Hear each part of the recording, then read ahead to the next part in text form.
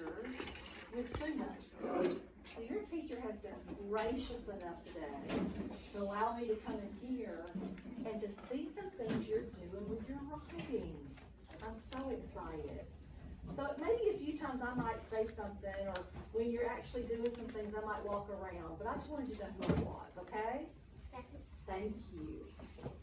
Alright, before we start, I still see some things out on some desks. So if we don't mind, go ahead and clear our computers away, clear our folders away, have our headphones put away. We're going to sit up straight and tall. Our feet are on the floor. Our chairs are pulled in. That looks really good. So if you don't mind, we're going to be starting writing. So go ahead and pull out your personal narrative that you've been doing. Then I'll have your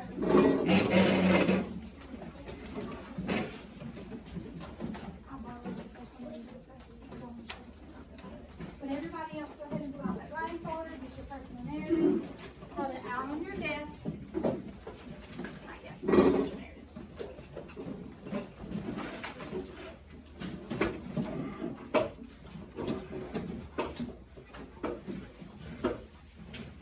Perfect. Good job. Follow those directions.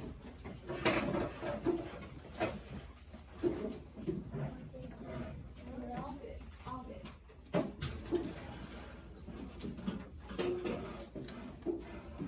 Alright, we all good? We got our papers out. We're sitting up straight and tall. We're ready to listen. Alright, so today's focus for our lesson is putting thoughts and feelings into our writing. Now, we've already talked about this as we've been writing, and I've been encouraging you to go ahead and do those things. But today we're going to make a special point to make sure that we get those thoughts and feelings into our writing. Why do we do that? What's the purpose of making sure that our thoughts and feelings get put into our writing? Really?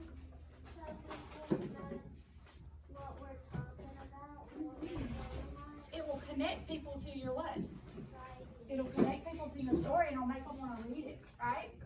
So here is our strategy for today. Everybody's eyes up here. Number one, we're going to look at our sketches, and we're going to see where we want to add some thoughts and feelings. So you can add things to your sketches, which are your pictures, but you can also add words and feelings into your writing, like we did yesterday with our little sticky notes. If you go in and you look and you find a spot that you want to add things, put it on your sticky note and stick it there, and you can put it in when you rewrite. Number two, if you don't have room on the page, you can copy the sketch and add your thoughts and feelings to a new page. Okay, so if you're running out of room, we can take care of that. And number three, sometimes you can show how people feel by what they are doing instead of telling the reader, right? Okay, so let me show you guys what I mean by those things. So when I pull my writing out, y'all remember what Miss Burdette's been writing all about? What was my personal narrative all about? Me getting my puppy, because that was a big event in my life, and it gave me a feeling of happiness and excitement. So that's what I chose to write about. So when I go into my writing,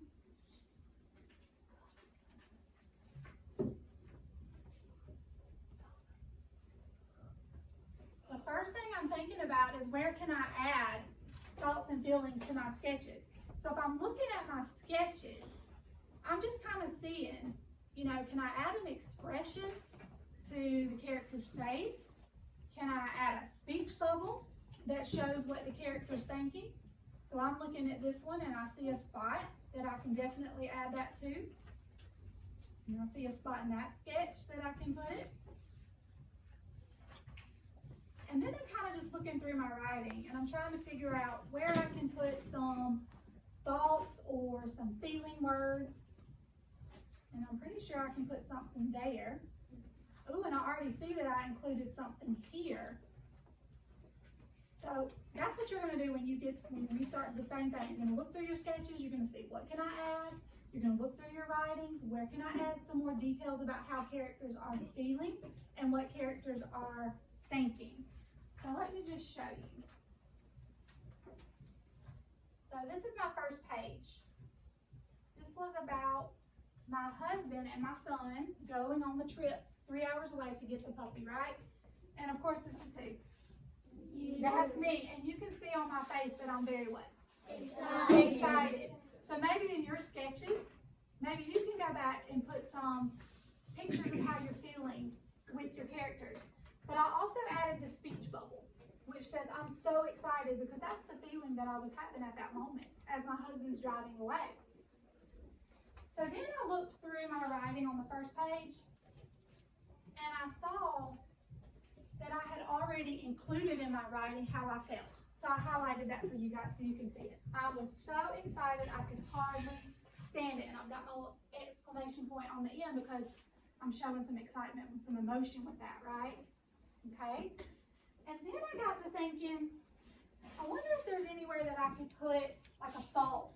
You know, what am I thinking at that moment? And as I was reading, and I said, my husband and oldest son set off on the 3-hour drive to pick up our sweet girl.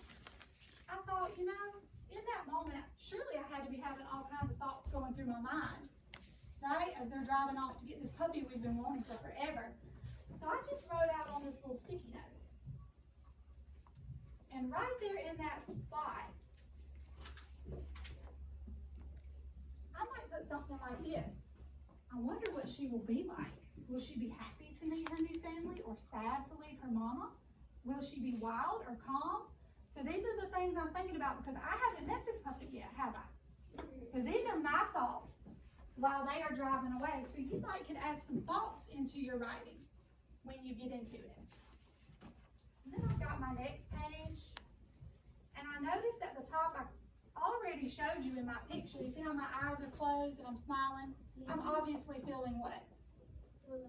Relaxed, content, really happy. And I've got a little speech bubble there as well. And I said, oh, she's perfect. That's how I'm feeling at that moment. And then I've got this feeling. And I'm not coming right out and telling you that I'm excited. But when I say this, I was like a balloon ready to pop. Do you get a mental image of how I must have been? Just all that excitement welling up inside of me, I couldn't hardly stand it. So you might put something like that in your writing if you want to show your emotion.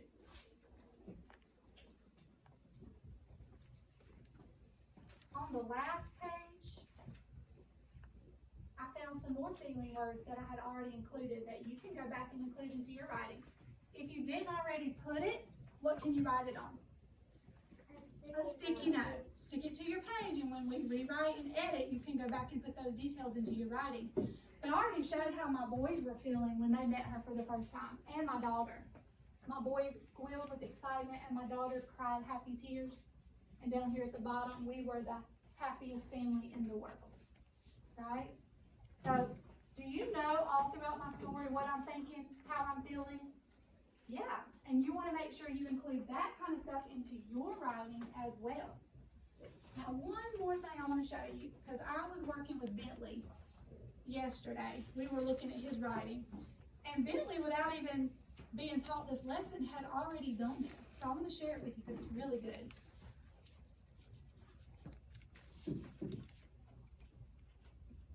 So I'm not reading the whole story to you, so let me give you some back information.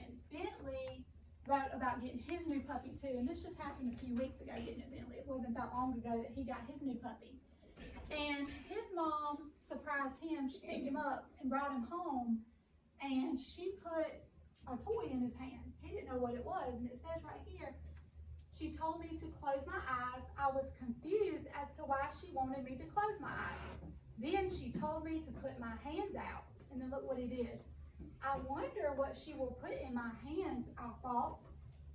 My mom put a dog animal in my hands. I was like,